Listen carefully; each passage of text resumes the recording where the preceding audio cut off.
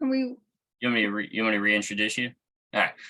Please welcome our second speaker and our newest member who joined us way back in 2015 with her speech, What's in a Name? Sarah Jordan. Mr. Toastmaster, fellow Toastmasters, and honored guests. It is not the critic who counts, not the man who points out how the strong man stumbles or where the doer of deeds could have done them better. The credit belongs to the man who is actually in the arena, whose face is marred by dust and sweat and blood, who strives valiantly, who errs, who comes short again and again, but because there's no effort without error and shortcoming, but who does actually strive to do the deeds, who knows great enthusiasms, great devotions, who spends himself in a worthy cause, who at the best knows in the end the triumph of high achievement, and who at the worst, if he fails, at least fails daring greatly, so that his place shall never be with those cold and timid souls who know neither victory nor defeat. A quote by Theodore Roosevelt. From now on, please call me Sarah Jordan. The Smothers family. We know the Smothers brothers. Two brothers, we honor them. Their family, two brothers who vie for their mother's attention. Revolutionary humorists. Visions that became a top-rated television show in the late 60s. They used their creativity to speak truth to power. So much so that Tommy took on the censors and CBA and held the torch for freedom, for the freedom of speech in defense of our young men who were going to Vietnam. He took on the White House, he took on the censors, he took on the network, and CBS tipped their hat to him and bade farewell to their most successful show at the time, the Smothers Brothers Comedy Hour. I too bid farewell and tip my hat to their legacy.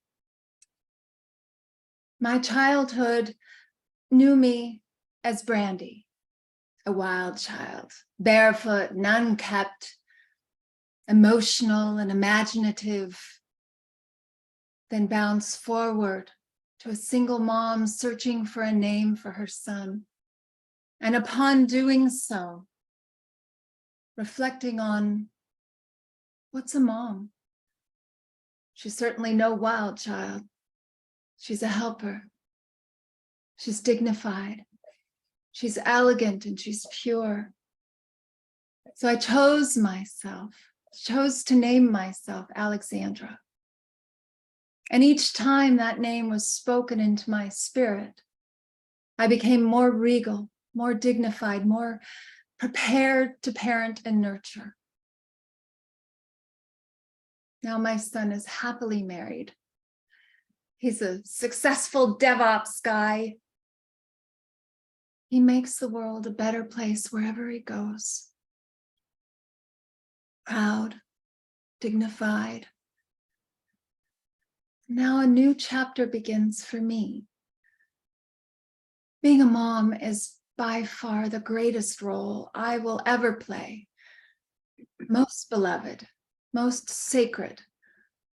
The honor of giving and nurturing my son's life. Today, I choose the honor of a new name. Judaism's matriarch, Sarah. Isaac's mom in scripture. I honor my conversion to Judaism. I honor my brothers and sisters at Sinai, and I choose to develop my own legacy, choosing to go by my mom's maiden name, the river to the promised land, the River Jordan. God willing, with deep commitment and passion to honor deep and abiding love of a committed marriage relationship, and explore what it means to honor the creative flame of cinematic talents that inspire me daily. The lives of Ingrid Bergman, Ava Gardner, Audrey Hepburn, Elizabeth Taylor, and yes, even Bette Davis. Warm, wild, witty, and compelling women that are deeply identifiable as the characters we love, cherish, and know as our very own soul. The seeds that have been planted in my life have taken many decades to grow. Seeds of love, of belonging, of community, connections, planted by mentors. Thank you, Bert. Teachers, rabbis, sisters in sisterhood, Deborah, men's club presidents and members, Toastmasters, each and every one of you, and guests, writers, directors, fellow actors. I salute you. I applaud you. I thank you for nurturing me to see this day. You've loved me despite my messes, encouraged my bravery, abated my fears, and fanned that creative flame within me.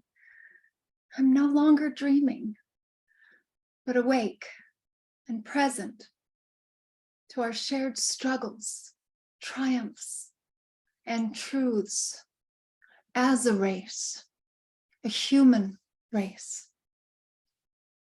as a tribe, a human tribe,